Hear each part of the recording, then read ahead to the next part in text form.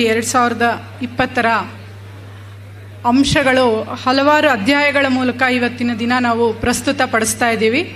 ನೇರವಾಗಿ ರಾಷ್ಟ್ರೀಯ ಶಿಕ್ಷಣ 2020ಕ್ಕೆ ನಾವು ಹೋಗುವುದಕ್ಕೆ ಮುಂಚಿತವಾಗಿ ಹಿನ್ನೆಲೆ ಯಾವ ನೀತಿಗಳು ಯಾವಾಗ ಜಾರಿ ಆಯಿತು, ಯಾವ ನೀತಿ ಏನನ್ನ ಹೇಳ್ತಾ ಇದೆ, ಹಾಗೂ ಈ ಪ್ರಸ್ತುತ 2020 ರಾಷ್ಟ್ರೀಯ ಶಿಕ್ಷಣ ನೀತಿ ಏನನ್ನ ಹೇಳುತ್ತೆ ಅನ್ನುವಂತಹ ಒಂದು ಹಿನ್ನೆಲೆಯನ್ನು ಪ್ರಸ್ತುತಿಪಡಿಸ್ತಾ ಇದ್ದಾರೆ ಡಾಕ್ಟರ್ H.B. ಚಂದ್ರಶೇಖರ್, ವಿಶೇಷ ಕರ್ತವ್ಯ ಅಧಿಕಾರಿಗಳು. ಮಾನ್ಯ ಶಿಕ್ಷಣ ಸಚಿವರಿಗೆ ವೇದಿಕೆಯ ಮೇಲೆ ಬಂದು ಈ ಮೊದಲನೇ ಅಧಿವೇಶನವನ್ನು ನಡೆಸ್ಕೊಡ್ಬೇಕು ಅಂತ ಕೇಳ್ಕೊಳ್ತೀನಿ ಸರ್.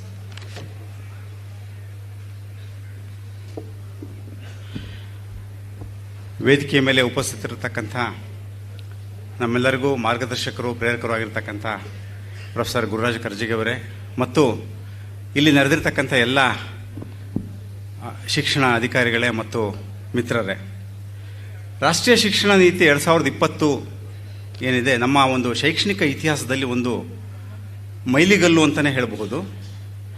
ಇದನ್ನು ನಾವು ಅರ್ಥ ಮಾಡ್ಕೋಬೇಕಾದ್ರೆ ಅಥವಾ ಆ ನೀತಿಯಲ್ಲಿರುವಂತಹ ಎಲ್ಲ ಅಂಶಗಳನ್ನು ನಾವು ಅರ್ಥೈಸ್ಕೊಂಡು ಅದರಲ್ಲಿರ್ತಕ್ಕಂಥ ಒಂದು ವಿಶೇಷವಾದ ಪ್ರಾತಿನಿಧ್ಯಗಳ ಬಗ್ಗೆ ನಾವು ಚರ್ಚೆ ಮಾಡಬೇಕಾದ್ರೆ ದೇಶದ ಹಿಂದಿನ ಒಂದು ಶೈಕ್ಷಣಿಕ ನೀತಿಗಳು ಹೇಗಿತ್ತು, ಸ್ವರೂಪ ಹೇಗಿತ್ತು ಮತ್ತು ಆ ಬೇರೆ ಬೇರೆ ಕಾಲಘಟ್ಟಗಳಲ್ಲಿ ಆದಂತಹ ಒಂದು ಶಿಕ್ಷಣ ಕ್ಷೇತ್ರದಲ್ಲಿ ಆದಂತಹ ಬದಲಾವಣೆಗಳು, ಬೆಳವಣಿಗೆಗಳು, ಇವುಗಳನ್ನು ಹಿನ್ನೆಲೆಯಾಗಿ ಇಟ್ಕೊಂಡು ನಾವು ನೋಡಿದಾಗ ನಮಗೆ ಈ ಶೈಕ್ಷಣಿಕ ಶಿಕ್ಷಣ ನೀತಿ ಏನಿದೆ ಇದರ ಒಂದು ಪ್ರಸ್ತುತತೆ ನಮಗೆ ಅರ್ಥ ಆಗುತ್ತೆ ಅಂತ ನನ್ನ ಭಾವನೆ.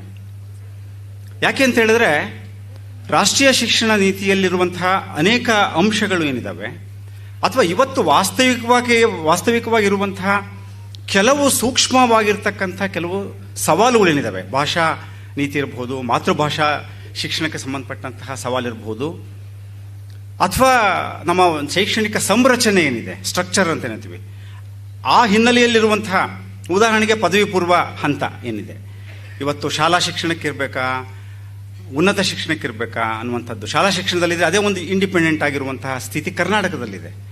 ಇವುಗಳನ್ನು ಹಿನ್ನೆಲೆಯಾಗಿ ಇಟ್ಕೊಂಡು ನೋಡಬೇಕಾದ್ರೆ ಇವತ್ತಿನ ಒಂದು ಈ ಸವಾಲು ಸ್ಥಿತಿಗಳು ಹಿಂದಿನಲ್ಲಿ ಯಾವ್ಯಾವ ರೀತಿಯಲ್ಲಿ ಆಗಿತ್ತು ಅದನ್ನು ನಾವು ನೋಡಿದಾಗ ಇದು ನಮಗೆ ಅರ್ಥ ಆಗುತ್ತೆ, ಇದನ್ನು ಹೆಚ್ಚು ಅರ್ಥ ಮಾಡ್ಕೊಳ್ಳಿಕ್ಕೆ ಅವಕಾಶ ಆಗುತ್ತೆ ಅಂತ ನನ್ನ ಭಾವನೆ.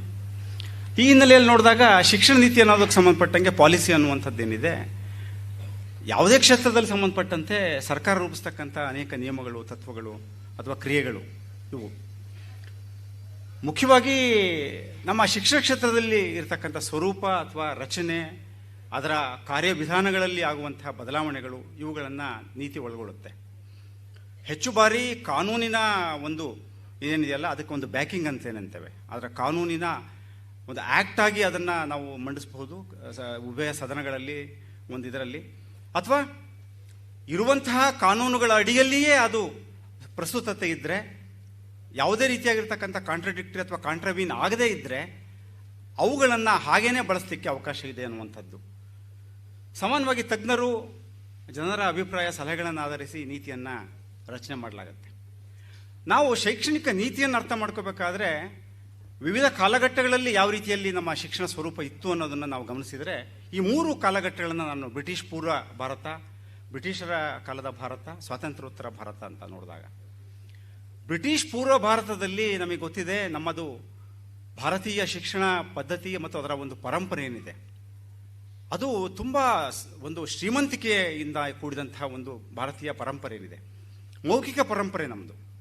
ಅಂದರೆ ಇವತ್ತೆಲ್ಲ ನಾವು ಒಂದು ಚಿಕ್ಕದಾದ ವಿಷಯವನ್ನು ಸಹ ನಾವು ಒಂದು ಬರ್ಕೋಬೇಕಾಗತ್ತೆ, ಅಥವಾ ಒಂದು ನಮ್ಮ ಒಂದು ಕಂಪ್ಯೂಟರ್ ಇರಬಹುದು, ಮೊಬೈಲ್ ಇರಬಹುದು, ಅವುಗಳ ಮೂಲಕ ನಾವು ಅದನ್ನು ಶೇಖರಿಸ್ಕೊಳ್ತೀವಿ ನಾವು.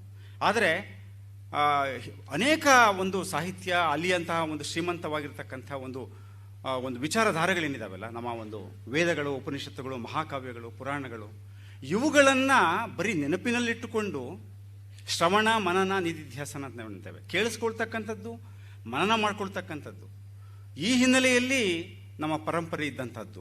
ಅಂದರೆ ಆ ಒಂದು ಏನು ಅಲ್ಲಿ ಬರವಣಿಗೆನೂ ಸಹ ಇತ್ತು, ಆದರೆ ಹೆಚ್ಚು ಒಂದು ಮೌಖಿಕ ಪರಂಪರೆ ಇತ್ತು ಅಂತಕ್ಕಂಥದ್ದು. ಗುರುಕುಲ ಪದ್ಧತಿ ಏನಿದೆ, ಆ ಗುರುಕುಲ ಪದ್ಧತಿ ಅತ್ಯಂತ ಶ್ರೀಮಂತಿಕೆಯಿಂದ ಕೂಡಿದಂತಹ ಗುರುಕುಲ ಪದ್ಧತಿ ನಮ್ಮಲ್ಲಿದ್ದಂಥದ್ದು. ಮಹಾನ್ ವಿಶ್ವವಿದ್ಯಾನಿಲಯಗಳು ನಮ್ಮ ಇಡೀ ವಿಶ್ವದಲ್ಲಿ ಇತರೆಡೆ ಇಲ್ಲದೇ ಇರತಕ್ಕಂಥ ಕಾಲದಲ್ಲಿ ವಿಶ್ವವಿದ್ಯಾಲಯಗಳು ಇದ್ದಂತಹ ಒಂದು ಏನು ದೇಶ ನಮ್ಮದು.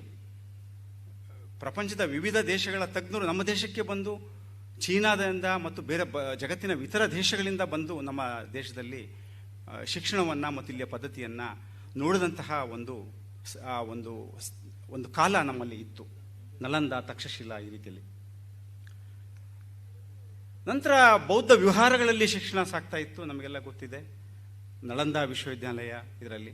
ಆನಂತರ ವೇದಗಳ ಕಾಲ, ಬೌದ್ಧರ ಕಾಲ ಮುಗಿದಂಥ ವೇಳೆಯಲ್ಲಿ ಮೊಘಲರ ಕಾಲ ಏನಿದೆ, ಅಲ್ಲಿ ಹೆಚ್ಚು ಇಸ್ಲಾಂ ಧರ್ಮದ ಶಿಕ್ಷಣಕ್ಕೆ ಪ್ರಾಶಸ್ತ್ಯ ಕೊಡಲಿಕ್ಕೆ ಶುರುವಾದಂತಹ ಒಂದು ಕಾಲ. ಅಲ್ಲಿ ಮದ್ರಾಸ್ ಮಕ್ತಾಬಗಳಲ್ಲಿ ಕಲಿಕೆ, ಧಾರ್ಮಿಕ ಶಿಕ್ಷಣ ಇವಕ್ಕೆ ಅಲ್ಲಿ ಪ್ರಾಧಾನ್ಯತೆ ಕೊಡುವಂತಹ ಕಾಲ. ನಾವು ಅದನ್ನು ಕಾಲಘಟ್ಟವನ್ನು ನೋಡ್ತಾ ಬಂದಾಗ ವೇದಗಳ ಕಾಲದಲ್ಲಿದ್ದಂತಹ ಒಂದು ಸ್ವರೂಪ, ಅಲ್ಲಿ ಶಿಕ್ಷಣ ಕ್ರಮ ಜೊತೆಗೆ ಅವು ಸಾಗ್ತಾ ಬಂದರೂ ಸಹ ಬೇರೆ ಬೇರೆ ಕಾಲಘಟ್ಟದಲ್ಲಿ, ಅಂದರೆ ಅಲ್ಲಿ ಈ ಮೊಘಲರ ಕಾಲದಲ್ಲಿ ಅಲ್ಲಿ ಒಂದು ಪರಿವರ್ತನೆ ಆದಂಥದ್ದನ್ನು ನಾವು ಗಮನಿಸಬಹುದಾಗಿರ್ತಕ್ಕಂಥ ವಿಷಯ. ಅಲ್ಲಿ ಧಾರ್ಮಿಕ ಶಿಕ್ಷಣಕ್ಕೆ ಪ್ರಾಮುಖ್ಯತೆ ಈ ರೀತಿ ಆಗಿರ್ತಕ್ಕಂಥದ್ದು. ಮತ್ತು ಈ ಎರಡನೇ ಕಾಲಘಟ್ಟ ಏನಿದೆ, ಪ್ರಾಚೀನ ಭಾರತದ ಕಾಲ ಬಿಟ್ಟದಂಥ ವೇಳೆಯಲ್ಲಿ ಬ್ರಿಟಿಷರ ಕಾಲ, ಸುಮಾರು 1598ರಲ್ಲಿ ಬ್ರಿಟಿಷರು ಭಾರತಕ್ಕೆ ಆಗಮಿಸಿದಂತಹ ಕಾಲದಲ್ಲಿ ಸುಮಾರು ಒಂದು 350 ವರ್ಷಗಳ ಕಾಲ, 1600ರಿಂದ 1947ರವರೆಗೆ ಈ ಇಷ್ಟು ವರ್ಷಗಳ ಕಾಲ ವ್ಯಾಪಾರ ವಹಿವಾಟಿಗೆ ಬಂದಂತಹ ಬ್ರಿಟಿಷರು ಇಲ್ಲಿ ದೇಶದ ಒಂದು ಆಳ್ವಿಕೆಯ ಜೊತೆಗೆ ಇಲ್ಲಿಯ ಎಲ್ಲ ರೀತಿಯಾಗಿರ್ತಕ್ಕಂಥ ದಾಸ್ಯಕ್ಕೆ ನಮ್ಮನ್ನು ಒಡ್ಡಿಕೊಂಡಂತಹ ಒಂದು ವೇಳೆಯಲ್ಲಿ ಯಾವ ರೀತಿಯಲ್ಲಿ ನಮ್ಮ ಒಂದು ಶ್ರೀಮಂತ ಪರಂಪರೆ, ನಮ್ಮ ಒಂದು ಸಂಸ್ಕೃತಿ ಮತ್ತು ನಮ್ಮಲ್ಲಿದ್ದಂತಹ ಆ ಒಂದು ಶಿಕ್ಷಣ ಪದ್ಧತಿಗಳು ಯಾವ ರೀತಿಯಲ್ಲಿ ದಾಳಿಗೊಳಗಾಯಿತು ಅನ್ನೋದನ್ನು ನಾವು ಅರ್ಥ ಮಾಡ್ಕೊಳ್ಬೇಕಾಗಿರ್ತಕ್ಕಂಥದ್ದು. ಬಹಳ ಮುಖ್ಯವಾಗಿ ಅಲ್ಲಿ ಯುರೋಪಿಯನ್ ಸಂಸ್ಕೃತಿಗೆ, ಆಂಗ್ಲ ಭಾಷಾ ಶಿಕ್ಷಣಕ್ಕೆ ಒತ್ತು ಕೊಡಲಿಕ್ಕೆ ಶುರುವಾಯಿತು. ಮಿಷನರಿಗಳ ಮೂಲಕ ಶಿಕ್ಷಣ ಶುರುವಾಯಿತು. ಮತ್ತು ಚಾರ್ಟರ್ಸ್ ಆ್ಯಕ್ಟ್ ಅನ್ನುವಂಥದ್ದೇನಿದೆ, ಅಂದರೆ ಚಾರ್ಟರ್ ಆ್ಯಕ್ಟ್ ಅಂತಕ್ಕಂಥದ್ದು ಬ್ರಿಟಿಷರ ಸರ್ಕಾರದಲ್ಲಿ ಅಲ್ಲಿಯ ಸರ್ಕಾರ ಅಲ್ಲಿಯ ಒಂದು ಪಾರ್ಲಿಮೆಂಟಲ್ಲಿ ಕಾನೂನನ್ನು ಮಾಡಿ ಭಾರತದಲ್ಲಿ ಈಸ್ಟ್ ಇಂಡಿಯಾ ಕಂಪನಿ ಏನಿದೆ ಅದು ಶಿಕ್ಷಣವನ್ನು ಮತ್ತು ಇಲ್ಲಿಯ ಆಳ್ವಿಕೆಯನ್ನು ಮುಂದುವರಿಸತಕ್ಕಂಥ ಸಂಬಂಧಪಟ್ಟಂತೆ 1698ರಲ್ಲಿ ಒಂದು ಚಾರ್ಟರ್ ಆ್ಯಕ್ಟ್ ಏನು ಬರುತ್ತೆ, ಅಲ್ಲಿಂದ ಅಲ್ಲಿ ಶುರುವಾಗ್ತದೆ ಇಲ್ಲಿ ಶಿಕ್ಷಣಕ್ಕೆ ಸಂಬಂಧಪಟ್ಟಂಥ ಒಂದು ವಿಚಾರಗಳು. ಮತ್ತು 20 ವರ್ಷಗಳಿಗೊಮ್ಮೆ ಈ ಚಾರ್ಟರ್ ಆ್ಯಕ್ಟ್ ಅನ್ನುವಂಥದ್ದನ್ನು ಅವರು ಅದನ್ನು ರಿನ್ಯೂವಲ್ ಮಾಡ್ತಾ ಹೋಗ್ತಾರಲ್ಲಿ. 20 ವರ್ಷಗಳಿಗೊಮ್ಮೆ ಚಾರ್ಟರ್ ಆ್ಯಕ್ಟನ್ನು ಮಾಡ್ತಾರೆ. ಮೊದಲ ಶಾಲೆ ಮದ್ರಾಸ್ನಲ್ಲಿ ಪ್ರಾರಂಭ ಆಗುತ್ತೆ 1715ರಲ್ಲಿ. ಆಮೇಲೆ ಕಲ್ಕತ್ತಾ ಮತ್ತು ಮುಂಬೈಗಳಲ್ಲಿ ಶುರುವಾಗುತ್ತೆ. ವಾರನ್ ಹೇಸ್ಟಿಂಗ್ ಬನಾರಸ್ ಸಂಸ್ಕೃತ ಕಾಲೇಜನ್ನು ಪ್ರಾರಂಭಿಸ್ತಾನೆ. ಆದರೆ ಆ ನಂತರ ಆದಂತಹ ಬದಲಾವಣೆಗಳೇನಿದೆ, 1791ರವರೆಗೂ 1813ವರೆಗೂ ಸ್ವಲ್ಪಟ್ಟಿಗೆ ಬ್ರಿಟಿಷರು ಭಾರತೀಯ ಶಿಕ್ಷಣ ಪದ್ಧತಿ, ಅಲ್ಲಿಯ ಒಂದು ನಮ್ಮ ಒಂದು ಏನು ವಿಚಾರಧಾರೆಗಳಿಗೆ ಹೆಚ್ಚು ಅವರು ಆಕ್ರಮಣ ಮಾಡಲಿಲ್ಲ. ಆದರೆ ಯಾವಾಗ 1813ರ ಚಾರ್ಟರ್ ಕಾನೂನು ಬಂತು, ಕ್ರಿಶ್ಚಿಯನ್ ಮಿಷನರಿಗಳಿಗೆ ಭಾರತದಲ್ಲಿ ಶಿಕ್ಷಣ ಕೊಡಲಿಕ್ಕೆ ಅನುಮತಿ ಕೊಡಲಿಕ್ಕೆ ಶುರು ಮಾಡ್ತಾರೆ. 1 ಲಕ್ಷ ಮೊತ್ತ ಆ ಕಾಲಕ್ಕೆ ಅದನ್ನು ಫಂಡನ್ನು ರಿಸರ್ವ್ ಮಾಡ್ತಾರೆ. ಇಲ್ಲಿ ಬಹಳ ಮುಖ್ಯವಾಗಿ ನಾವು ಆ ಸಂಘರ್ಷ ಏನಿದೆ, ನಾವು ಇಲ್ಲಿ ಆ ಕಾಲದಲ್ಲಿ 1813ರ ಆಸುಪಾಸಿನಲ್ಲಿ ಶುರುವಾಗಿರ್ತಕ್ಕಂಥದ್ದು. ಒಂದು ನಮ್ಮ ಒಂದು ಭಾರತೀಯವಾದಿಗಳು, ಇನ್ನೊಂದು ಈ ಆಂಗ್ಲವಾದಿಗಳು. ಅಲ್ಲಿ ಒಂದು 2 ಗುಂಪುಗಳು ಅಲ್ಲಿ ಶುರುವಾಯಿತು. ಭಾರತದ ಸಂಸ್ಕೃತ, ಭಾರತೀಯ ಭಾಷೆಗಳು, ಅರೇಬಿಕ್ ಮತ್ತು ಪರ್ಷಿಯನ್ ಈ ಭಾಷೆಗಳಲ್ಲಿ ಶಿಕ್ಷಣ ಕೊಡಬೇಕು ಅನ್ನುವಂಥದ್ದು ಒಂದು ಗುಂಪಿದ್ರೆ, ಭಾರತೀಯ ಆಂಗ್ಲ ಭಾಷೆಯಲ್ಲಿ ಶಿಕ್ಷಣ ಕೊಡಬೇಕು, ಅದು ಬಹಳ ಮುಖ್ಯ ಅಂತೇಳಿ ಒಂದು ಸಂಘರ್ಷ ಶುರುವಾಯ್ತದು. ರಾಜಾರಾಮ್ ಮೋಹನ್ ರಾಯ್ ಅಂಥವರು ಮತ್ತು ಕೆಲವರು ಅವರು ಆ ಕಡೆಗೆ ಒಲದ್ರು. ಯಾಕೆ ಅಂತ ಹೇಳಿದ್ರೆ ಇಂಗ್ಲೀಷ್ ಭಾಷೆ ಬೇಕು, ಇಂಗ್ಲೀಷ್ ಭಾಷಾ ಶಿಕ್ಷಣ ಕೊಡಬೇಕು ಅನ್ನುವಂಥದ್ದು. ಅವರ ನಿಲುವು ಯಾವ ಕಾರಣದಿಂದ ಆಗಿರಬಹುದು ಅಂತ ಹೇಳಿದ್ರೆ, ಇಲ್ಲಿ ಈ ಮೂಢನಂಬಿಕೆಗಳು ಮತ್ತು ಇನ್ನೊಂದು ಕೆಲವು ಏನು ಸಮಾಜದಲ್ಲಿ ಬೇರೂರಿತ್ತು, ಅವುಗಳಿಗೆ ಪರಿಹಾರ ಅಂತ ಹೇಳಿದ್ರೆ ಇಂಗ್ಲೀಷ್ ಭಾಷೆಯ ಶಿಕ್ಷಣದ ಮೂಲಕ ಕೊಟ್ಟರೆ ಸಾಧ್ಯ ಆಗುತ್ತೆ ಅನ್ನುವಂಥದ್ದು ಅವರ ಒಂದು ನಿಲುವಾಗಿತ್ತು. ಈ ಹಿನ್ನೆಲೆಯಲ್ಲಿ ನೋಡಿ, ಈ ಒಂದು ಸಂಘರ್ಷ ಏನಿದೆ ಇವತ್ತಿಗೂ ಸಹ ಭಾಷಾ ಸಂಘರ್ಷವನ್ನು ನಾವು ಕಾಣ್ತೇವೆ. ಅದರ ಬೇರುಗಳು ಆ ಕಾಲದಲ್ಲಿ ಇದ್ದಂತಹದ್ದನ್ನು ನಾವು ಗಮನಿಸಬಹುದಾಗುತ್ತೆ. 1823ರಲ್ಲಿ ಸಾರ್ವಜನಿಕ ಶಿಕ್ಷಣಕ್ಕಾಗಿ ಒಂದು ಸಮಿತಿಯನ್ನು ರಚನೆ ಮಾಡ್ತಾರೆ, ಕಮಿಟಿ ಫಾರ್ ಪಬ್ಲಿಕ್ ಎಜುಕೇಷನ್ ಅಂತೇಳಿ. ಸೊ ಅದರ ಅಧ್ಯಕ್ಷರಾಗಿ ಮೆಕಾಲೆಯನ್ನು ಮಾಡ್ತಾರೆ. ಮೆಕಾಲೆ ಒಂದು ಮಿನಿಟ್ಸ್ ಅಂತಕ್ಕಂಥದ್ದು 1800 35ರಲ್ಲಿ ಅದನ್ನು ಅವರು ಒಂದು ನಡವಳಿಯನ್ನು ಅವನು ಪಾಸ್ ಮಾಡ್ತಾನೆ. ಅವನ ಪ್ರಕಾರ ಏನು ಅಂತ ಹೇಳಿದ್ರೆ, ಮೆಕಾಲೆ ಆ ಕಾಲಕ್ಕೆ ಮೆಕಾಲೆ ಅಂದ್ಕೊಂಡಿದ್ದಂತೇನು ಅಂತ ಹೇಳಿದ್ರೆ, ಭಾರತದ ಶಿಕ್ಷಣ ಕ್ರಮವನ್ನು ಇಲ್ಲಿಯ ಒಂದು ಏನು ಸಂಸ್ಕೃತ ಮತ್ತು ಇಲ್ಲಿಯ ಉರ್ದು ಇರಬಹುದು ಮತ್ತು ಪರ್ಷಿಯನ್ ಭಾಷೆ ಇರಬಹುದು ಮತ್ತು ಇಲ್ಲಿಯ ಒಂದು ಏನು ಶ್ರೀಮಂತ ಪರಂಪರೆ ಏನಿದೆ, ಇಲ್ಲಿಯ ಒಂದು ಜ್ಞಾನ ಸಂಪತ್ತೇನಿದೆ, ಇದನ್ನು ಅವನು ಅರ್ಥ ಮಾಡ್ಕೊಳ್ಳಿಕ್ಕೆ ಸಾಧ್ಯ ಆಗಲಿಲ್ಲ ಅವನು. ಯಾಕಂದರೆ ಅವನ ದೃಷ್ಟಿ ಏನಿತ್ತು ಅಂತ ಹೇಳಿದ್ರೆ, ಇಲ್ಲಿ ಇಡೀ ದೇಶದಲ್ಲಿ ಇಂಗ್ಲೀಷ್ ಶಿಕ್ಷಣ ಕೊಟ್ಟರೆ ಮಾತ್ರ ಇಲ್ಲಿ ಜನ ಉದ್ಧಾರ ಆಗ್ತಾರೆ, ದೇಶ ಮುಂದುವರಿಯುತ್ತೆ ಅನ್ನುವಂಥ ಕಲ್ಪನೆಗಳು ಅವನಿಗೆ ಬಂತು. ಅವನಿಗೆ ನೋಡಲಿಕ್ಕೆ ಭಾರತೀಯರಾಗಿರಬೇಕು, ವರ್ಣ ಮತ್ತು ರಕ್ತದಲ್ಲಿ ಅವರ ವಿಚಾರಗಳಲ್ಲಿ ಅವರು ಪಾಶ್ಚಾತ್ಯರಾಗಿರಬೇಕು ಅನ್ನುವಂಥ ಒಂದು ನಿಲುವನ್ನು ಹೊಂದಿ ಅವನು ಮಾಡ್ತಾರೆ. ಅದು ಬಹಳ 1835 ನಮ್ಮ ದೇಶದ ಶಿಕ್ಷಣ ಇತಿಹಾಸದಲ್ಲಿ ಅಲ್ಲಿ ಒಂದು ಪರಿವರ್ತನೆ ಅಲ್ಲಿ, ಅಂದರೆ ಅಲ್ಲಿ ಒಂದು ದಾಳಿಗೆ ಶುರುವಾದಂಥದ್ದು.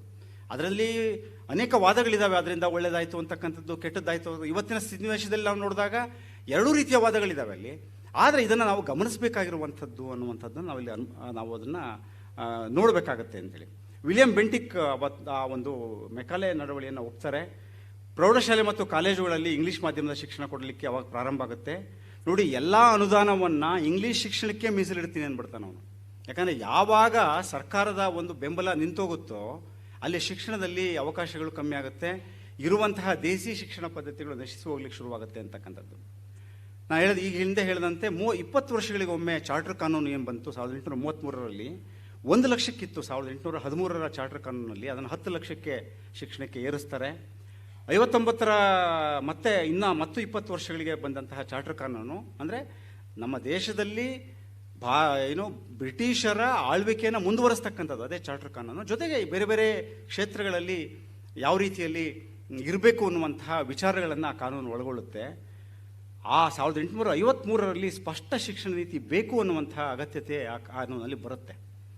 ಅವಾಗ ಸರ್ ಚಾರ್ಲ್ಸ್ ವುಡ್ ಅನ್ನುವಂಥ ಒಂದು ಏನಿದ್ದಾರೆ ಆ ಕಾಲದಲ್ಲಿ, ಅವರು ಒಂದು ನಿಯೋಗವನ್ನು ಲಾರ್ಡ್ ಡಲೌಸಿ ಹತ್ರ ಕಳಿಸ್ತಾರೆ. ಅದು ವುಡ್ಸ್ ಡಿಸ್ಪ್ಯಾಚ್ ಅಂತೇಳಿ ಪ್ರಸಿದ್ಧಿ ಆಗುತ್ತೆ. 1835ರಲ್ಲಿ ಮೆಕಾಲೆ ಶುರು ಮಾಡಿದಂತಹ ಮುನ್ನುಡಿ 53ರಲ್ಲಿ ಈ ವುಡ್ಸ್ ಡಿಸ್ಪ್ಯಾಚಲ್ಲಿ ಇನ್ನೂ ಹೆಚ್ಚು ಗಟ್ಟಿಯಾಗುತ್ತೆ. ಅದನ್ನು Magna Carta of English education in India ಅಂತ ಕರೀತಾರೆ ಅದನ್ನು. ಅಂದರೆ ಇಂಗ್ಲೀಷ್ ಶಿಕ್ಷಣವನ್ನು ಮಾಡಲೇಬೇಕು ಅನ್ನುವಂತಹ ಒಂದು ಹೆಚ್ಚು ಒತ್ತಾಸೆ, ಆ ಒಂದು ಆಡಳಿತಾತ್ಮಕ ಕ್ರಮಗಳು ಶುರುವಾಗುತ್ತೆ.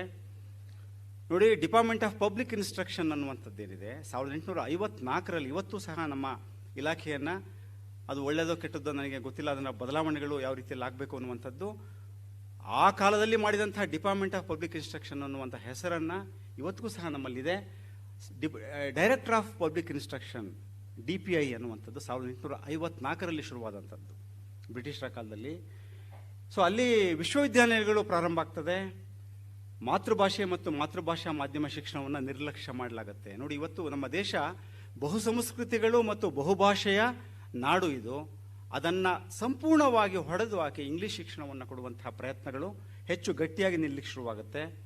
ಶಿಕ್ಷಣ ಆಯೋಗ ಅಥವಾ ಹಂಟರ್ ಆಯೋಗ ಅನ್ನುವಂಥದ್ದು 1882ರಲ್ಲಿ ಶುರುವಾಗುತ್ತೆ. ನೋಡಿ, ಇಲ್ಲೊಂದು ಬದಲಾವಣೆ ಶುರುವಾಗುತ್ತೆ 1882ರಲ್ಲಿ. ಏನು ಅಂದರೆ, ಪ್ರೌಢ ಶಿಕ್ಷಣವನ್ನು ನಡೆಸಲಿಕ್ಕಾಗಲ್ಲ, ತುಂಬ ಕಷ್ಟ ಆಗುತ್ತೆ ಅದು ಅನುದಾನ ಅಂಥೇಳಿ ಖಾಸಗಿ ಅವ್ರಿಗೆ ಕೊಟ್ಬಿಡೋಣ, ಗ್ರ್ಯಾಂಟ್ ಇನ್ ಏಡ್ ಅನ್ನುವಂಥದ್ದೇನಿದೆ. ಇವತ್ತು ನಾವು ಅನುದಾನ ಸಹಿತವಾದ ಕಾಲೇಜುಗಳು ಶಾಲೆಗಳು ಅಂತ ನಾವೇನು ಹೇಳ್ತೇವೆ, ಅದು 1882ರಲ್ಲಿ ಶುರುವಾದಂಥದ್ದು. ಆಗ ಸರ್ಕಾರ ನಡೆಸಲಿಕ್ಕೆ ಸಾಧ್ಯ ಆಗಲ್ಲ, ಖಾಸಗಿ ಅವರನ್ನು ನಾವು ತೊಡಗಿಸ್ಕೋಬೇಕು, ಅನುದಾನ ಕೊಡಬೇಕು ಅನ್ನುವಂಥದ್ದು ಶುರುವಾಗಿ ಅಲ್ಲಿ ಅದನ್ನು ತೀರ್ಮಾನ ಆಗುತ್ತೆ. ವಿಶ್ವವಿದ್ಯಾನಿಲಯಗಳ ಆಯೋಗ ಅಂತ 1902ರಲ್ಲಿ ಶುರುವಾಗುತ್ತೆ. ಪ್ರೌಢಶಿಕ್ಷಣ ಬೋರ್ಡ್, ಕೆಲವು ರಾಜ್ಯ SSLC ಬೋರ್ಡ್ ಅಂತ ನಾವೇಳ್ತೀವಿ, ಈಗ ಎಕ್ಸಾಮಿನೇಷನ್ಗೆ ಅಷ್ಟೇ ಇದೆ. ಆಗ ಪ್ರೌಢಶಿಕ್ಷಣ ಬೋರ್ಡ್, ಸೆಕೆಂಡ್ರಿ ಎಜುಕೇಷನ್ ಬೋರ್ಡ್ಸ್ ಅಂತೇಳಿ ಕೆಲವು ರಾಜ್ಯಗಳಲ್ಲಿ ಮೊಟ್ಟ ಮೊದಲ ಬಾರಿಗೆ ಈ ಒಂದು ಹಂತದಲ್ಲಿ 1902ರ ನಂತರ ಅದು ಶುರುವಾಗುತ್ತೆ. SSLC ಪ್ರಮಾಣ ಪತ್ರದ ಮೇಲೆ ಕಾಲೇಜುಗಳಿಗೆ ಪ್ರವೇಶ ಕೊಡಲಿಕ್ಕೆ ಶುರುವಾಗುತ್ತೆ. ಇನ್ನೊಂದು ಕಲ್ಕತ್ತಾ ವಿಶ್ವವಿದ್ಯಾನಿಲಯದ ಆಯೋಗ ಅಂತೇಳಿ, ಅದು ಕಲ್ಕತ್ತಾ ವಿಶ್ವವಿದ್ಯಾನಿಲಯ ಆಯೋಗ ಅಂತ ಇದ್ರೂ ಸಹ ಸ್ಯಾಡ್ಲರ್ ಆಯೋಗ ಅಂತಾರೆ ಅದನ್ನು. ಅದು ದೇಶದ ಇತರ ವಿಶ್ವವಿದ್ಯಾನಿಲಯಗಳಲ್ಲಿಯೂ ಸಹ ಅದರ ಆ ಶಿಫಾರಸುಗಳನ್ನು ಅನ್ವಯ ಮಾಡಲಿಕ್ಕೆ ಪ್ರಸ್ತುತತೆ ಇರುತ್ತೆ. ಇನ್ನೊಂದು ಪಾಲಿಸಿ ಮೇಕರ್ಸ್ಗೆ ಅನಿಸಿದ್ದು ಯೂನಿವರ್ಸಿಟಿ ಎಜುಕೇಷನಿಂದ ಸ್ಟಾರ್ಟ್ ಮಾಡಬೇಕು ಅಂತೇಳಿ ಬಂದಿದ್ದಂಥದ್ದು 2009ರಲ್ಲಿ. ಅಂದರೆ ನಾವು ಇದನ್ನು ಗಮನಿಸಬೇಕಾಗಿರೋಂಥದ್ದು ಏನು ಅಂತ ಹೇಳಿದ್ರೆ, ಅದಿವತ್ತು ಈ ಕಾಲಘಟ್ಟದಲ್ಲಿ ಸರಿ ತಪ್ಪು ಅಂತ ನಾವು ಯೋಚನೆ ಮಾಡ್ತಕ್ಕಂಥದ್ದಲ್ಲ. ಆದರೆ ಆ ಒಂದು ಸನ್ನಿವೇಶಗಳಲ್ಲಿ ಪ್ರೌಢಶಿಕ್ಷಣಕ್ಕೆ ಪ್ರಾಥಮಿಕ ಶಿಕ್ಷಣಕ್ಕೆ ಆದ್ಯತೆ ಏನು, ಪರೀಕ್ಷಾ ವ್ಯವಸ್ಥೆ ಏನು, ಸಂಶೋಧನಾ ವ್ಯವಸ್ಥೆ ಹೇಗಿರಬೇಕು, ಇವೆಲ್ಲವುಗಳನ್ನು ಅದು ತಿಳಿಸ್ತು. 12 ವರ್ಷಗಳ ಶಾಲಾ ಶಿಕ್ಷಣ ಆದಮೇಲೆ ವಿಶ್ವವಿದ್ಯಾಲಯ ಶಿಕ್ಷಣಕ್ಕೆ ಪ್ರವೇಶ ಕೊಡಬೇಕು. 3 ವರ್ಷಗಳ ಕಾಲೇಜು ಶಿಕ್ಷಣ ಆದಮೇಲೆ ಒಂದು ಪದವಿ ಸಿಕ್ಕುತ್ತೆ. ಪ್ರೌಢ ಶಿಕ್ಷಣ ಇಲ್ಲಿ ವಿಶ್ವವಿದ್ಯಾಲಯಕ್ಕೆ ಬರಬೇಕಾ, ಅದರಲ್ಲೂ 11, 12 ಅದನ್ನು ಮುಂದಿನ ಸ್ಲೈಡ್ಗಳಲ್ಲಿ ಬರುತ್ತೆ. 52, 53ರಲ್ಲಿ ಲಕ್ಷ್ಮಣ ಸ್ವಾಮಿ ಮೊದಲಿಯಾರ್ ಆವಾಗ ಮದ್ರಾಸ್ ವಿಶ್ವವಿದ್ಯಾಲಯದ 5 ಇತ್ತು, ನಮ್ಮ ರಾಜ್ಯದಲ್ಲೇ 4 ಇತ್ತು, ಆಮೇಲೆ 5 ಆಯ್ತು. ಅದು ಆ ಒಂದು ಬದಲಾವಣೆ ಗಮನಿಸ್ಬೋದು ನೀವು. 3 ವರ್ಷಗಳ ಮಾಧ್ಯಮಿಕ ಶಿಕ್ಷಣ, ನಾವು ಮಿಡ್ಲ್ ಸ್ಕೂಲ್ ಅಂತ ಆದ್ಯತೆ ಕೊಡಬೇಕು ನೋಡಿ. ಬಹಳ ಪ್ರಮುಖವಾದ ಒಂದು ಶಿಫಾರಸು ಮೊದಲಿಯಾರ್ ಆಯೋಗದಲ್ಲಿ ಇದೆ. ಅದು ಇವತ್ತಿಗೂ ಸಹ ನಮ್ಮ ದೇಶದ ಬೇರು ಕೃಷಿ, ತೋಟಗಾರಿಕೆ, ಟೆಕ್ನಿಕಲ್ ಸ್ಕೂಲ್ಸ್ ಅಂತ ನಾವು ಓದಬೇಕಾದ್ರೆ ನಮಗೆ ಹಿಂದೆ ಇತ್ತದು ಬಹಳಷ್ಟು ಕಡೆಗೆ. JTS ಅಂತೇಳಿ ಶಾಲೆಗಳಿಗೆ, ಪ್ರೌಢಶಾಲೆಗಳಿಗೆ ಹೊಂದಿಕೊಂಡಂತೆ ಒಂದು ಅಪ್ರೆಂಟಿಸ್ಶಿಪ್ನೆಲ್ಲ ಮಾಡಲಿಕ್ಕೆ ಜೂನಿಯರ್ ಟೆಕ್ನಿಕಲ್ ಸ್ಕೂಲ್ಸ್ ಅಂತ ಅದನ್ನು ಮೊದಲಿಯಾರ್ ಆಯೋಗದಲ್ಲಿ ಒಂದು ಇತ್ತದು. ನೋಡ್ರಿ, ಕೈಗಾರಿಕಾ ಶಿಕ್ಷಣ ಸೆಸ್ ಹಾಕಬೇಕು ಅಂತ ಹೇಳ್ತಾರೆ ಅವರು. ಅದರ ಬಂದಂಥ ಹಣವನ್ನು ಪ್ರೌಢಶಾಲಾ ವಿದ್ಯಾರ್ಥಿಗಳಿಗೆ, ಕೈಗಾರಿಕೆಗಳಿಗೆ ಅವ್ರಿಗೆ ಅಲ್ಲಿ ಅಪ್ರೆಂಟಿಸ್ ಕೊಡಬೇಕು, ಆ ಕಾನೂನು ತರಬೇಕು ಅಂತ ಹೇಳ್ತಾರೆ. ಅನೇಕ ಶಿಫಾರಸುಗಳು ಜಾರಿ ಆಗಲಿಲ್ಲ. ಅದು ಬಾಲಕಿಯರ ಶಾಲೆಗಳನ್ನು ತೆರಿಬೇಕು, ಬಾಲಕಿಯರ ಶಾಲೆಯಲ್ಲಿ ಗೃಹ ವಿಜ್ಞಾನ ಕಡ್ಡಾಯ ಮಾಡಬೇಕು ಅಂತ ಹೇಳ್ತಾರೆ. ಇವತ್ತಿನ ಕಾಲಕ್ಕೆ ಅದನ್ನು ಒಪ್ಪಲಿಕ್ಕಿಲ್ಲ. ಜೆಂಡರ್ನ ನೋಡಿದಾಗ ಗೃಹ ವಿಜ್ಞಾನ ಬಾಲಕಿಯರಿಗೆ ಏಕೆ ಅನ್ನುವಂಥದ್ದು, ಗೃಹ ವಿಜ್ಞಾನವನ್ನು ಬಾಲಕರು ಪುರುಷರು ಸಹ ಓದ್ತಾರೆ ಅನ್ನುವಂಥದ್ದು, ಓದಬೇಕು ಅನ್ನುವಂಥದ್ದು. ಮಾಧ್ಯಮಿಕ ಶಾಲಾ ಹಂತದಲ್ಲಿ 2 ಭಾಷೆ ಕಲಿಸಬೇಕು ಅನ್ನುವಂಥದ್ದು, ಹಿಂದಿ ಇಂಗ್ಲೀಷ್ ಭಾಷೆಗಳನ್ನು ಮಾಧ್ಯಮಿಕ ಶಾಲೆಗಳಲ್ಲಿ ಕಲಿಸಬೇಕು ಅನ್ನುವಂಥದ್ದು. ಪ್ರೌಢ ಶಿಕ್ಷಣದ ಪುನರ್ವ್ಯವಸ್ಥೆ ಮತ್ತು ವೈದ್ಯಕೀಯ ಶಿಕ್ಷಣ ಹೊರತುಪಡಿಸಿ ಶಿಕ್ಷಣದ ಎಲ್ಲ ಹಂತಗಳನ್ನು ಅಧ್ಯಯನ ಮಾಡಿ ಶಿಫಾರಸು ಕೊಡಲಿಕ್ಕೆ ಇದನ್ನು ನೇಮಕ ಮಾಡಲಾಗಿತ್ತು. ಇದರ ಶಿಫಾರಸುಗಳು ದೇಶದ ಮೊದಲ ಶಿಕ್ಷಣ ನೀತಿ, ರಾಷ್ಟ್ರೀಯ ಶಿಕ್ಷಣ ನೀತಿ 1968 ಇದರಲ್ಲಿ ಅಡಕವಾಗಿದ್ದಾವೆ. ಸಂವಿಧಾನದ 45ನೇ ವಿಧಿ ಏನಿದೆ, ಉಚಿತ ಮತ್ತು ಕಡ್ಡಾಯ ಶಿಕ್ಷಣ, ಅದ್ರ ಬಗ್ಗೆ ಪ್ರಸ್ತಾಪ ಮಾಡುತ್ತೆ. ಅಪವ್ಯಯ, ವೇಸ್ಟೇಜ್ ಮತ್ತು ಸ್ಟಾಗ್ನೇಷನ್ ಏನಿದೆ ಅದನ್ನು ತಡಿಬೇಕು ಅನ್ನುವಂಥದ್ದು, ಕಾರ್ಯಾನುಭವ ಅಳವಡಿಸ್ತಕ್ಕಂಥದ್ದು, ವಿಜ್ಞಾನ ಶಿಕ್ಷಣಕ್ಕೆ ಒತ್ತು, ಶಿಕ್ಷಣವನ್ನು ವೃತ್ತಿಪರಗೊಳಿಸಬೇಕು ಅನ್ನುವಂಥದ್ದು, ವೊಕೇಶನಲೈಸೇಷನ್ ಆಫ್ ಎಜುಕೇಷನ್. ವಿಶ್ವವಿದ್ಯಾನಿಲಯದ ಹಂತದಲ್ಲಿ ವೈಜ್ಞಾನಿಕ ಮತ್ತು ತಾಂತ್ರಿಕ ಶಿಕ್ಷಣ ಮತ್ತು ಸಂಶೋಧನೆಯನ್ನು ಅಭಿವೃದ್ಧಿಪಡಿಸ್ತಕ್ಕಂಥದ್ದು, ಸಾಮಾನ್ಯ ಶಾಲಾ ವ್ಯವಸ್ಥೆ, ಕಾಮನ್ ಸ್ಕೂಲ್ ಸಿಸ್ಟಮ್, ಇದ್ರ ಬಗ್ಗೆ ಅನೇಕ ನೋಡಿ. ಕೊನೆಯದ್ದು ಏನಿದೆ ಬಹಳ ಮುಖ್ಯವಾಗಿರ್ತಕ್ಕಂಥದ್ದು, ಪ್ರೌಢಶಾಲೆಗಳಲ್ಲಿ ಸಮಾಲೋಚನಾ ಸೇವೆಗಳು ಅಂತ ಏನಿದೆ, ಕೌನ್ಸಿಲಿಂಗ್ ಸರ್ವಿಸಸ್ ಪ್ರೌಢಶಾಲೆಗಳಲ್ಲಿ ಬೇಕು ಅಂತ ಬಹಳ ಮುಖ್ಯವಾಗಿರ್ತಕ್ಕಂಥದ್ದು. ಪ್ರತಿ ಪ್ರೌಢಶಾಲೆಯಲ್ಲಿ ತರಗತಿಗಳು, ಇದು 10+2+3 ಸಿಸ್ಟಮ್ ಬಂತು. ಆದರೆ ನೋಡಿ, ಸ್ಥಳೀಯ ಸನ್ನಿವೇಶಕ್ಕನುಗುಣವಾಗಿ 2 ವರ್ಷಗಳ ಈಗ ನಾವೇನು PUC ಅಂತೀವಿ, ಅದು ಶಾಲೆಗಳಲ್ಲಾದರೂ ಇರ್ಬೋದು, ಕಾಲೇಜುಗಳೆಲ್ಲ ಇರಲಿಲ್ಲ. ಒಂದಷ್ಟು ಏಕರೂಪತೆ ಕೊಟ್ಟರೂ ಸಹ PUCಯಲ್ಲಿ ಅಲ್ಲಿ ಒಂದು ಗೊಂದಲ ನಾವು ನಮ್ಮ ರಾಜ್ಯದಲ್ಲಿ ಏನಂತೇವೆ ಅಲ್ಲಿ ನಾವು ಕಾಣಬಹುದು. ಏನಿದೆ ಅದು ಬಹಳ ಮುಖ್ಯವಾದಂಥ ಒಂದು ನೀತಿ. ಅದು ಮತ್ತೆ ಅದನ್ನು ಶಿಫಾರಸುಗಳು ಜಾರಿ ಬಂದರೂ ಸಹ ಆಚಾರ್ಯ ರಾಮಮೂರ್ತಿ ಕಮಿಟಿ ಅಂತ ಮಾಡಿದ್ರು, ಮತ್ತೆ ಅದು ಸಮಿತಿಯನ್ನು ಮಾಡಿ ಮತ್ತೆ ಪ್ರೋಗ್ರಾಮ್ ಆಫ್ ಆ್ಯಕ್ಷನ್ ಅಂತೇಳಿ 1992ರಲ್ಲಿ ಅದನ್ನು ಅಲ್ಪ ಬದಲಾವಣೆಗಳೊಂದಿಗೆ ಅದನ್ನು ಮಾಡಲಾಯಿತು. ರಾಷ್ಟ್ರೀಯ ಶಿಕ್ಷಣ ನೀತಿ 86ರಲ್ಲಿ ಇದು ಇನ್ನೊಂದು ಬರುತ್ತೆ ನೋಡ್ರಿ, ಅಭಿವೃದ್ಧಿಪಡಿಸುವಂತಹ ಪ್ರಯತ್ನ ರಾಷ್ಟ್ರೀಯ ಶಿಕ್ಷಣ ನೀತಿ 1986ರಲ್ಲಿ ಆಯಿತು.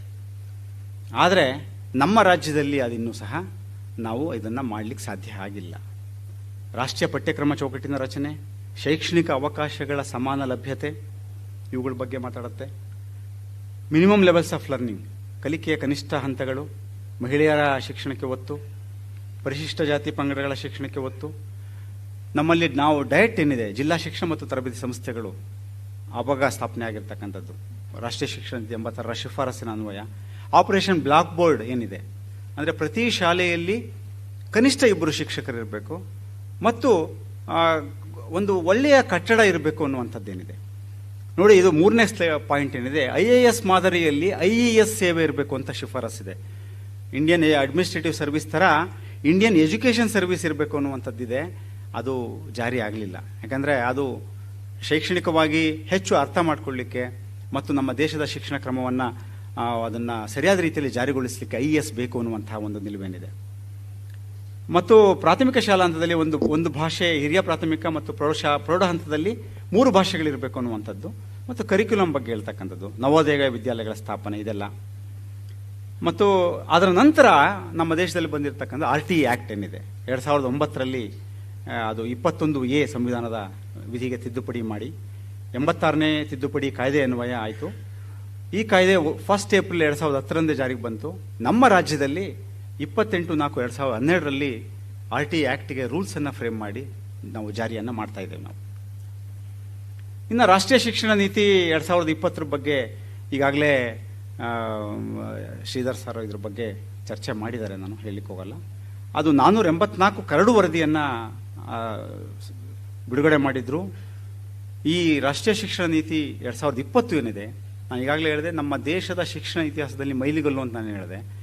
ಸುಮಾರು 2 ಲಕ್ಷ ಅಭಿಪ್ರಾಯ ಅನ್ನಬಾರ್ದು, ಆಶೋತ್ತರ ಅನ್ಬೇಕು ಅನ್ನುವಂಥ ಮಾತು ಹೇಳಿದ್ದಾರೆ. ನಿಜಕ್ಕೂ ಅದು ಆಶೋತ್ತರನೇ, ಅವುಗಳು ಇದರಲ್ಲಿ ಅಡಕವಾಗಿದ್ದಾವೆ ಅಂತಕ್ಕಂಥದ್ದು. ಸುಮಾರು 50 ತಿಂಗಳ ಕಾಲ ಇದರ ಬಗ್ಗೆ ಸಮಾಲೋಚನೆ ಕಾರ್ಯಾಗಾರಗಳನ್ನು ಮಾಡಲಾಗಿದೆ ಅಂತಕ್ಕಂಥದ್ದು. ಸೊ ಇದೆಲ್ಲವನ್ನು ನಾವು ನೋಡ್ತಾ ಇದರ ಪಾಲಿಸಿಯ ವಿಷನನ್ನು ನಾವು ನೋಡಬೇಕಾಗಿರ್ತಕ್ಕಂಥದ್ದು. ಈ ವಿಷನನ್ನು ನೀವು ಅರ್ಥ ಮಾಡ್ಕೋಬೇಕು ಅಂತ ಹೇಳಿದ್ರೆ, ನಾವು ದೇಶದ ಹಿಂದಿನ ನಾನೇನು ವೇದಗಳ ಕಾಲದಿಂದ ನಾನು ಹೇಳ್ತಾ ಬಂದೆ, ಬ್ರಿಟಿಷರ ಕಾಲ ಮತ್ತು ಇದರಲ್ಲಿ ನಮ್ಮ ದೇಶದ ಸಾಂಸ್ಕೃತಿಕ ಪರಂಪರೆ ಯಾವ ರೀತಿಯಲ್ಲಿ ಬದಲಾವಣೆ ಆಗ್ತಾ ಬಂತು ಅನ್ನುವುದನ್ನು ಈ ಒಂದು ವಿಷನ್ನಲ್ಲಿ ನಾವು ಅದನ್ನು ಗಮನಿಸ್ಲಿಕ್ಕೆ ಸಾಧ್ಯ ಇದೆ ಅಂತಕ್ಕಂಥದ್ದು. ಅಂದರೆ ಮುಖ್ಯವಾಗಿ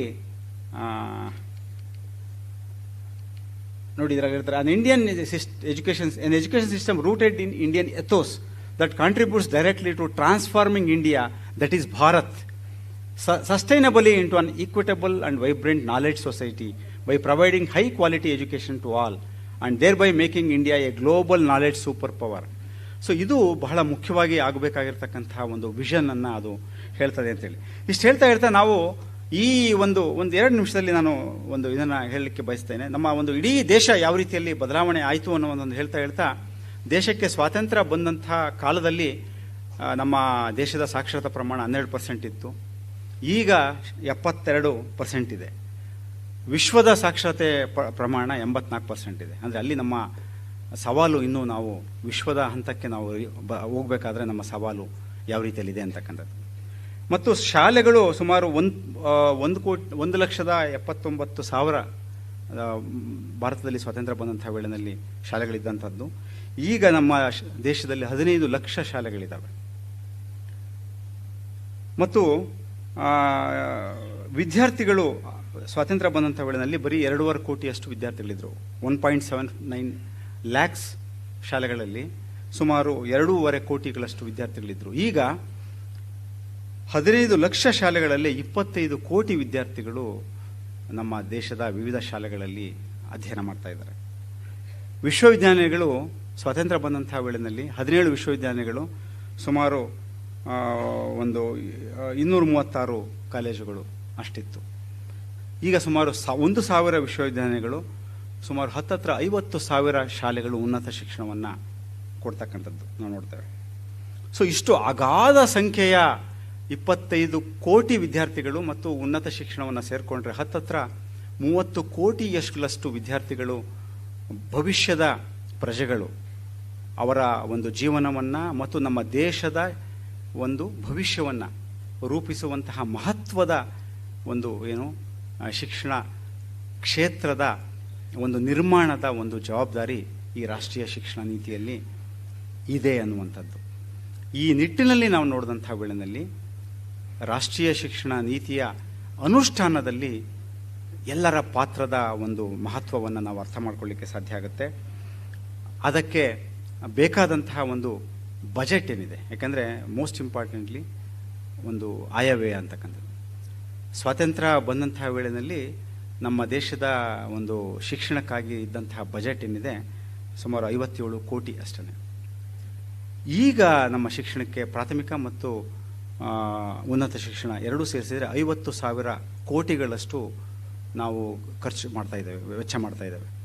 ಸೊ ಅಷ್ಟು ಬೃಹತ್ತಾದ ಒಂದು ವೆಚ್ಚವನ್ನು ಮಾಡ್ತಾ ಇದ್ದೇವೆ. 0.5% ಇತ್ತು ಸ್ವಾತಂತ್ರ್ಯ ಬಂದಂಥ ವೇಳೆಯಲ್ಲಿ ಎಕ್ಸ್ಪೆಂಡಿಚರ್ GDPಗೆ ನಾವು ಕಂಪೇರ್ ಮಾಡಿದಂಥ ವೇಳೆಯಲ್ಲಿ ರಾಷ್ಟ್ರದ ವಾರ್ಷಿಕ ತಲಾದಾಯಕ್ಕೆ ಸಂಬಂಧಪಟ್ಟಂತೆ ನಾವು ಈಗ 17-18ರ ಒಂದು ಇದಕ್ಕೆ ಸಂಬಂಧಪಟ್ಟಂತೆ ಅದು 4.43 ಇದೆ. ರಾಷ್ಟ್ರೀಯ ಶಿಕ್ಷಣ ನೀತಿ 68ರಲ್ಲಿ ಶಿಫಾರಸು ಮಾಡಿದಂತೆ 6% ಆಫ್ ಅವರ್ GDP ನಾವು ವೆಚ್ಚ ಮಾಡಬೇಕು. 10% ಮಾಡಿದ್ರೆ ಅದು ಸೂಕ್ತ ಅನ್ನುವಂಥದ್ದು ರಾಷ್ಟ್ರೀಯ ಶಿಕ್ಷಣ ನೀತಿ 2020ರಲ್ಲಿ ಹೇಳುತ್ತೆ. ಸೊ ಇಷ್ಟು ಹಿನ್ನೆಲೆಯಲ್ಲಿ ನಾವು ಗಮನಿಸಿದಂಥ ವೇಳೆಯಲ್ಲಿ ರಾಷ್ಟ್ರೀಯ ಶಿಕ್ಷಣ ನೀತಿ 2020 ನಾವು ಅದನ್ನು ಮುನ್ನಡೆಸುವಂತಹ ಒಂದು ಜವಾಬ್ದಾರಿ ಏನಿದೆ ಅದರಲ್ಲಿ ನಾವಿದ್ದೇವೆ. ಈ ಒಂದು ಹಿನ್ನೆಲೆಯನ್ನು ನಾವು ಇಟ್ಕೊಂಡು ನಾವು ನಮ್ಮೆಲ್ಲರ ಮೇಲೆ ಇರುವಂತಹ ಗುರುತರ ಜವಾಬ್ದಾರಿಯಲ್ಲಿ ನಾವು ಇದನ್ನು ಮುಂದುವರಿಬೇಕಾಗಿದೆ ಅಂತ ಹೇಳ್ತಾ ಅವಕಾಶಕ್ಕಾಗಿ ನಾನು ಧನ್ಯವಾದಗಳನ್ನು ನಾನು ಅರ್ಪಿಸ್ತಿದ್ದೇನೆ. Thank you so much.